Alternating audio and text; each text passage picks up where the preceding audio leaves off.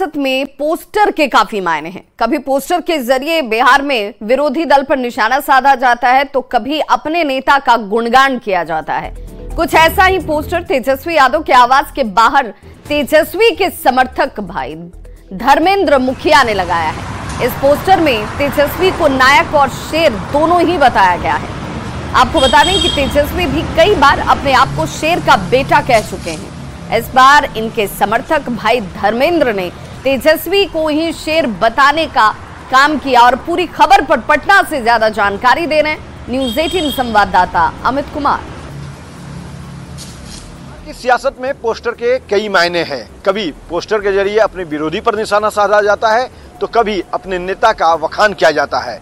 आज हम तेजस्वी के एक ऐसे पोस्टर को दिखाने जा रहे हैं जिसे देख करके आप ये कहेंगे कि तेजस्वी जो हैं अब नायक हो गए हैं। देखिए, तेजस्वी यादव को इस पोस्टर में नायक बताया गया है और खास बात इस पोस्टर की ये भी है कि इस पोस्टर में तेजस्वी को जो है वो शेर की तरह दहाड़ता हुआ दिखाया गया है। बताते चले कि तेजस्वी यादव जो है वो लोकसभा चुनाव हो, विधानसभा चुनाव हो या उपचुनाव हो, लगभग सभी चुनावों में तेजस्वी अपने आप को शेर का बेटा बताते हैं। लालू प्रसाद यादव को शेर बताते हैं और कहते हैं कि मैं शेर का बेटा हूं, किसी से डरने वाला नहीं। और सीधा हमला जो होता है वो तेजस्वी यादव का वो केंद्र सरकार और बिहार सरकार पे होता है।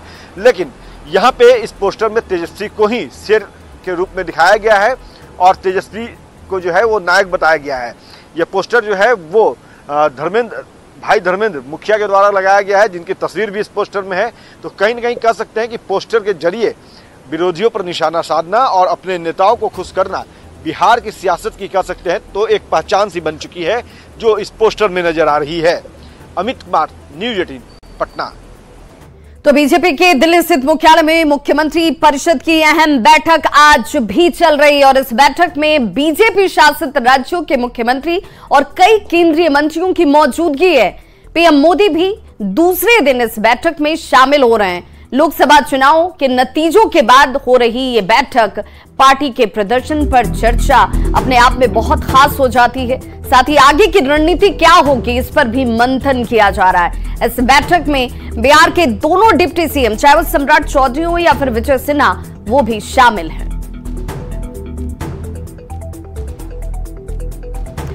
तो दिल्ली में बीजेपी के मुख्यमंत्री और डिप्टी सीएम की बैठक इस वक्त चलती हुई, जिसमें प्रधानमंत्री नरेंद्र मोदी सभी मुख्यमंत्री और उप मुख्यमंत्रियों को टिप्स दे रहे हैं। न्यूज़ 18 से बातचीत में डिप्टी सीएम ने कहा कि प्रधानमंत्री का लक्ष्य है देश को और आगे बढ़ाना और इसे लेकर वे हर संभव कोशिश कर रहे हैं।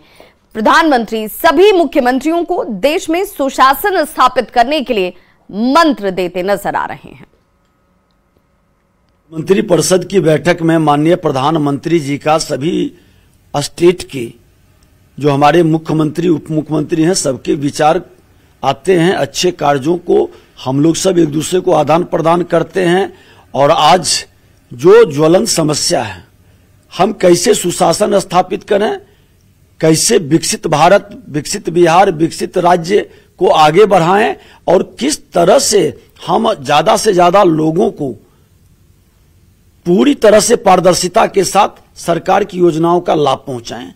इन तमाम विषय पर मार्गदर्शन मिला है।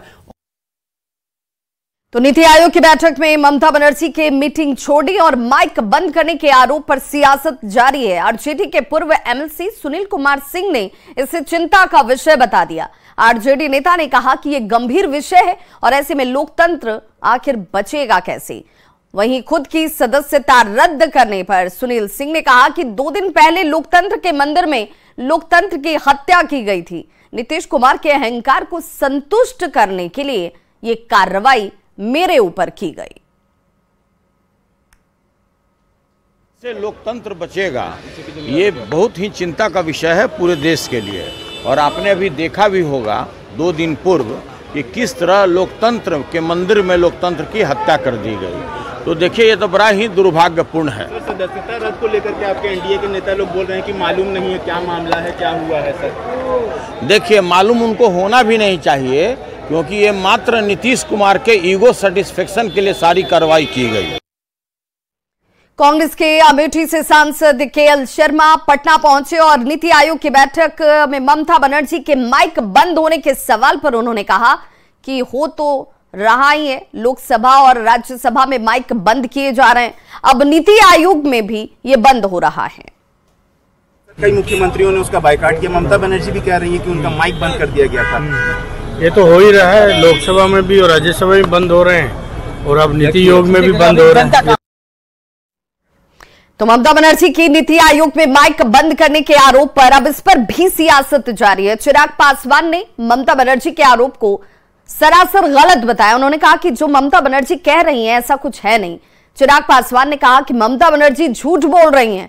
हर मुख्यमंत्री को समय की बाध्यता थी, यानी कि एक निश्चित समय दिया गया था जिस पर आपको अपनी बात रखनी थी, और इसीलिए जब उनका समय खत्म हुआ तो रिमाइंडर उन्हें दिया जाता है, जिसके बाद ममता बनर्जी उत्तेजित हो जाती हैं और बैठक बीच में ही छोड़कर वो चली जाती हैं। देखिए, उस बैठक में नीति आयोग की उस बैठक में मैं भी मौजूद था और ये सरासर गलत इल्ज़ाम है कि किसी का माइक वहाँ पे बंद कर दिया गया।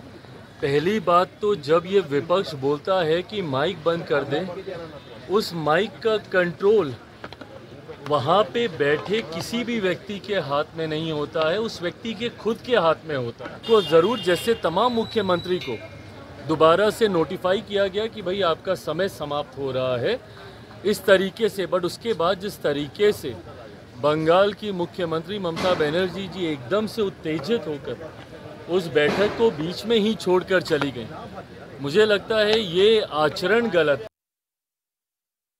लंबे अरसे के बाद बिहार पुलिस महकमे के मैनुअल में संशोधन होने जा रहा है। 46 साल के बाद इस मैनुअल को बदलने की कोशिश शुरू कर दी गई है। गृह विभाग और पुलिस विभाग ने इसके लिए तैयारी की है। इससे पहले 1978 में इसे संशोधित कर प्रकाशित किया गया था, लेकिन अब इतने लंबे वक्त के बाद कानून के क्षेत्र में जितने भी बदलाव हुए हैं, नए कानून से जुड़े प्रावधान और पुलिस महकमे अब तक के किए गए सभी महत्वपूर्ण फैसलों को नए पुलिस मैनुअल में शामिल किया जा रहा है। इसका एकमात्र मकसद आम लोगों को ज्यादा से ज्यादा सहायता पहुंचाना है। पुलिस मुख्यालय से इस खबर पर ज्यादा जानकारी दे रहे हैं संवाददाता संजय कुमार। बदलाव की तैयारी शुरू कर दी गई है।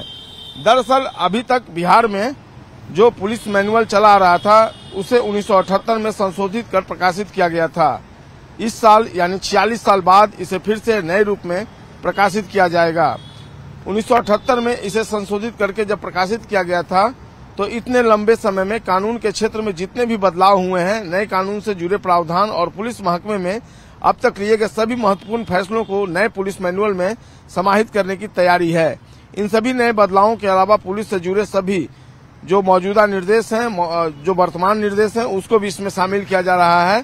नए मैनुअल को तैयार करने के लिए विभाग द्वारा हाल ही में एक बैठक बुलाई गई थी। इसमें इसे अंतिम रूप देने के लिए पुलिस के साथ गृह महकमे के पदाधिकारियों को योगदान करने के लिए कहा गया है। गृह और पुलिस डिपार्टमेंट इसे अंतिम रूप देने में जुटे हुए हैं। बिहार में आजादी के पहले का ही मैनुअल अब तक चला आ रहा था, जिसे 1978 में संशोधित कर प्रकाशित किया गया। तो निश्चित तौर पर अब जो ये फैसला लिया गया है, इससे कई जो नए कानून में प्रावधान किए गए हैं उनको समाहित किया जाएगा और इसका अंतिम उद्देश्य कहीं न कहीं जो आम लोग हैं उनको फायदा पहुंचाना है। देखना होगा अब नए पुलिस मैनुअल के तहत जब पुलिस डिपार्टमेंट काम करेगा तो इससे किस तरह का बदलाव देखने को मिलेगा धरातल पर और लोगों को इससे किस हद तक फायदा पहुंचेगा। कैमरा पर्सन अमित कुमार के साथ संजय कुमार, न्यूज 18 पटना।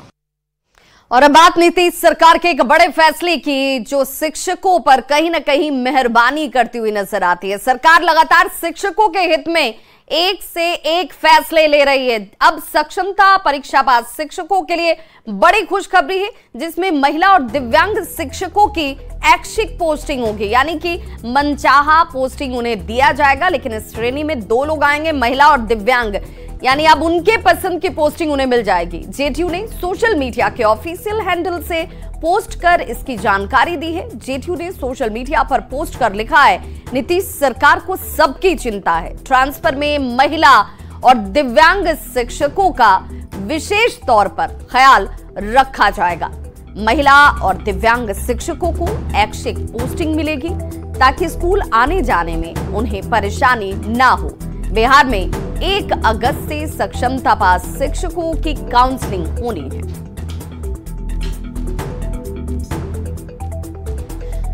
तो सक्षमता पास शिक्षकों का ट्रांसफर, लेकिन उनमें भी महिलाओं और दिव्यांगों को उनके मनपसंद पोस्टिंग मिल जाएगी ताकि किसी तरह की परेशानी उन्हें आने जाने में, पढ़ाने में न उठानी पड़े। और इसीलिए सोशल मीडिया प्लेटफॉर्म पर एक पोस्ट भी जिसके जरिए आप देख सकते हैं, जिसमें कहा गया है नीतीश सरकार को सबकी चिंता है और महिलाओं और दिव्यांगों पर विशेष इस बार ध्यान दिया गया है। तो इस बुलेटिन में बस इतना ही। चलते चलते नजर डालते हैं इस वक्त की हेडलाइंस पर।